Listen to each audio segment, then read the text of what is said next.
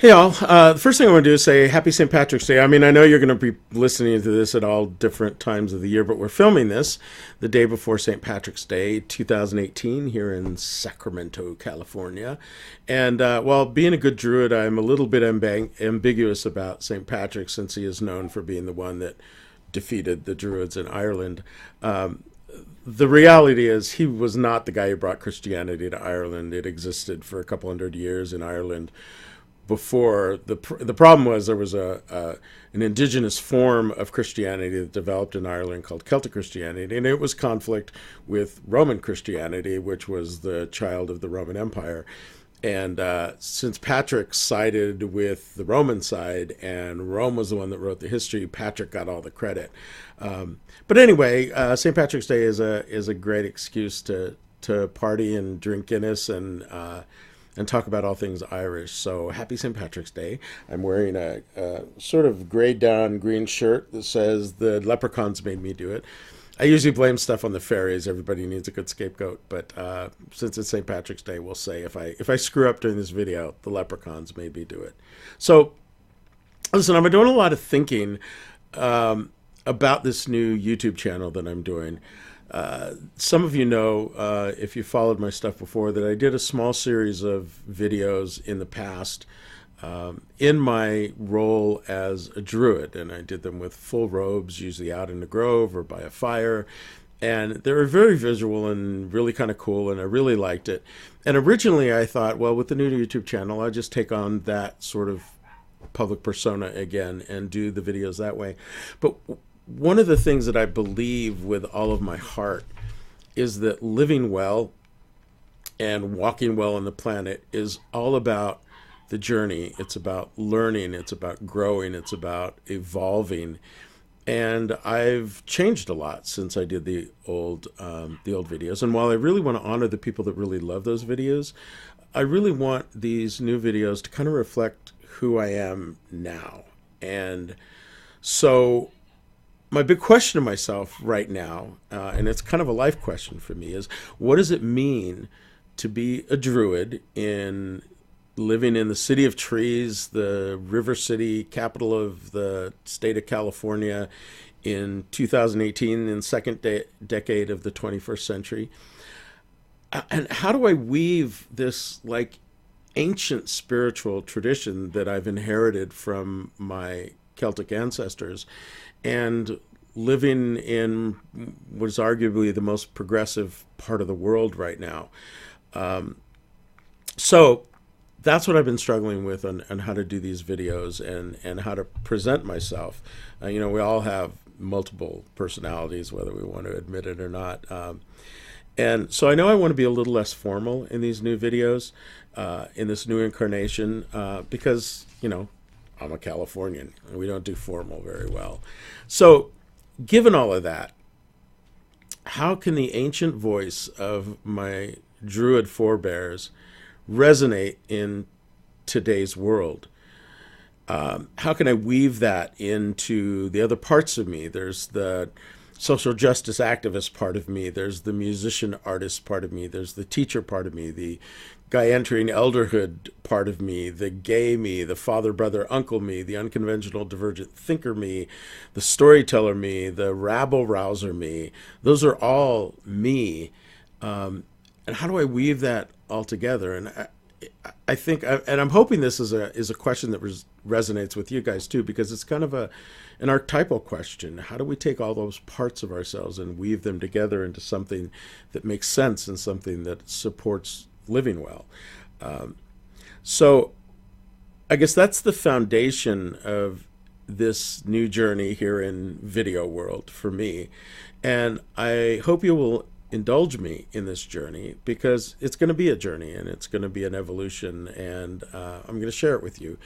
And hopefully my struggling with the issues of moving ahead in this crazy time in history that we're living right now will help you do the same thing in your own path, and help us bond as a way of sharing those struggles. And maybe together we can learn some new stuff based on cool old stuff.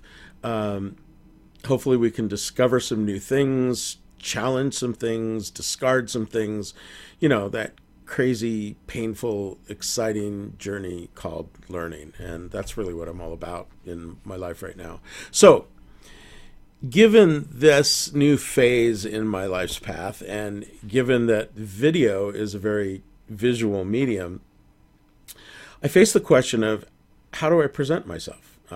First of all, I want to present myself honestly, but you got to think about, the visuals and how you come across to people. And so that's been my question. There's the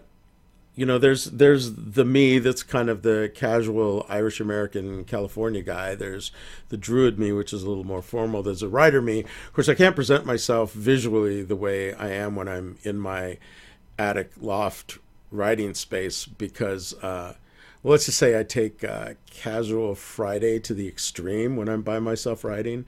I have a good friend, Roxy, who came in, and my friends know that if they come to my house, if I'm up in the converted attic writing, I don't hear the front door, so they have to call me to let me know that they're there. And Roxy showed up at my front door, and she called and said, "Michael, I'm here on the front porch." Of course, well, first she went to go visit the fairy glen in the backyard because she loves the fairies and that's what she does first.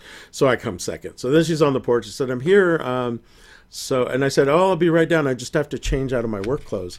And she said, "So that means you have to put clothes on, right?" And I'm like, "Yeah, pretty much," because I'm very casual when I'm writing. So anyway, how do I present myself on video? That was my question. And it reminded me of trip that I took to Ireland. It was actually my first trip to Ireland. And my son and I were in Dublin looking at guides to Ireland in one of the visitor centers to figure out where we wanted to go because we just kind of did this as a spontaneous trip to our roots. And my son's a musician, and he's looking and he says, Dad, there's this town in the west of Ireland called Doolin. And it's a tiny little town with 3 pubs, but it's where all the musicians go to get away from the tourists. And so there's jamming in these 3 pubs every night from these amazing musicians all over Ireland. We need to go there. And I thought, yeah, awesome. So I looked it up. It was in County Clare, and found out that County Clare is one of the places where the Gorman family was very prevalent. And I thought, well, that bodes well. And then I found out that the Gormans of County Clare were renowned as poets, and my email has always been Poet Gorman from the first time I had email. That's one of that's my primary identity as a writer. Anyway, so we went to Doolin, but the thing that relates to this is that we were hanging out for we spent days and days, or almost a full half of our time in Ireland was spent in Doolin. We traveled out from there, but we were hanging out in the pubs with a group of about 12 people that we got along really well. Half of them Americans visiting Ireland, the other half locals. And as happens when you're in a crowd in a predominantly Catholic country or with a bunch of Irish people, Michael is a very, very common name in Ireland. Almost every family wants its Michael. So in this group of 12 people, 3 of us were called Michael. Now, in Ireland, when you're Michael, they automatically call you Mick. And there's a history to that. Mick has always been a sort of a nickname for Michael, but people that were looking at the Irish from the outside, particularly people that were prejudiced against the Irish, would hear this Mick, Mick, Mick, Mick. So they started referring to all Irish people as Micks, and it became a pejorative word for the Irish. Yeah, bloody Micks.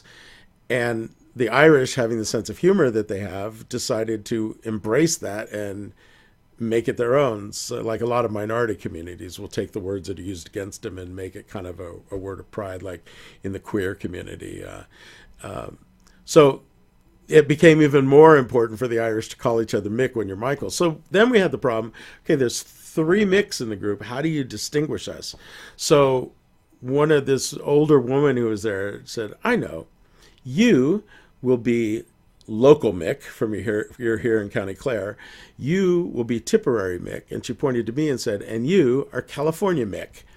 And it's still one of my favorite nicknames ever, California Mick, because it mixes that my old tradition, Mick, the old country, Ireland, my Druid roots, with the fact that I'm a California boy. So anyway, so I decided I'm going to take that nickname, which I've loved, but I've never really used very much, and use that as my persona in the videos. California Mick. I love it. So, well, I guess basically I want to introduce myself. Good to meet you. My name is Michael R. Gorman, aka California Mick, and I'm a druid.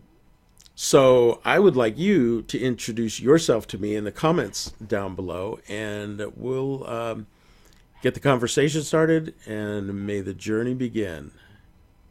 Good to meet you.